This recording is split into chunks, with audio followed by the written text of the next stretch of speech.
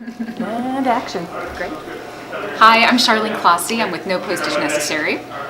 Hi, I'm Jeremy Culver, and I'm also with No Postage Necessary. And he is the writer, director, and producer of the film. And she is the star, composer, and producer of the film. So the film is about, we start with our hero Sam, who is a computer hacker who's out on probation, and he works in a giant ice cream cone.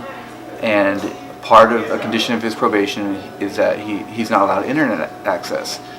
But he still is a hacker. He still has this hacker mentality, and he's not making any money, so he dresses as a postal worker and pretends to deliver the mail, but actually steals people's mail, hoping to get the odd check from Granny or the $20, and which is not a good thing to do. But so he does this, and until he comes across a letter written by Charlene's character Josie to the Tomb of the Unknown Soldier. Her husband had passed away 6 years earlier, and she has a young daughter. And so every week she writes a letter to the Tomb of the Unknown Soldier.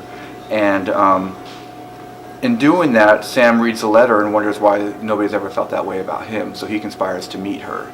And so the process of them meeting, and in reality, he is not the person that he's always thought he could be. And she's just been sucked since her husband's passed. So in their time together, they both kind of work on being better versions of themselves. And it really is all about finding ways to become unstuck. How do you take your next steps? How do you move forward in life?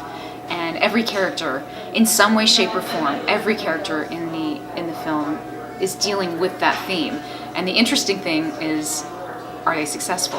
And what are the choices that they make to move or not move, to move forward or backwards? So we had this idea that computer hackers are, in these tall buildings in Manhattan, and that's where they live, and they have, a million computer screens in front of them, because that's what we see on TV. But a lot of computer hackers are actually disaffected youth that just don't feel like they're connecting with their larger community. And a lot of them, live in a small town. So realizing that these people are just looking for an outlet, and they're represented in these small towns. And with the internet, now all of a sudden you can be in a small town and reach the entire world. And so that was really the kind of the rules of the world of saying that, well, let's just make it much more tangible. Let's just make it this, a kid or a young adult who it can do these things while still living in a small town. And I think just kind of flipping it on its head that way opened up a lot of possibilities. I mean, writing's all about creating rules for the world, and then, well, it's not all about. One of the things it's about is creating rules for the world, and then giving your characters a real tangible goal, and then letting them play in that world and see where it can go. But I think if you do a good job with the structure, these characters will start surprising you. And when they start surprising you while you're writing, you feel like you're onto something good. When the camera starts rolling, there's a physical medium coming through that film. That's money going through that, in front of that lens. And so everybody just is that much more on top of their game, and that energy really shows up, I think, on film. transformation, the power of personal transformation, and surrounding this idea of choice. I think the hardest thing that we are granted the ability to do is choose.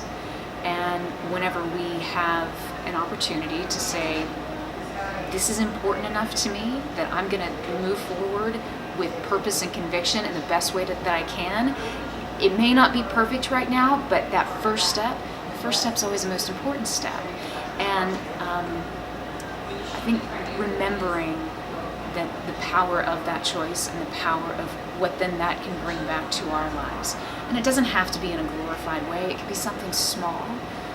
It could be something very, very large, because every step we take is meaningful and important and ultimately affects who we will become. A painter still needs structure. A painter needs a canvas.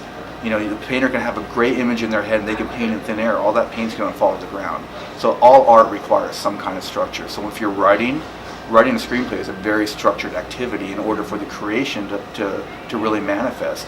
And I know actors, watching people like Charlene and George and Michael Beach, who's in the film, he's Juilliard trained. There's a very structured approach to how they're breaking down the script, how they're breaking down the characters, how they're trying to understand the character motivations. So I think, go make films, but study. And that doesn't mean you need to go to film school. Just buy books, look at things online, see what other people are doing, watch films. And I think it really is, there's no magic bullet to it. It's a lot of work, it's a lot of research, and it's a lot of not being afraid.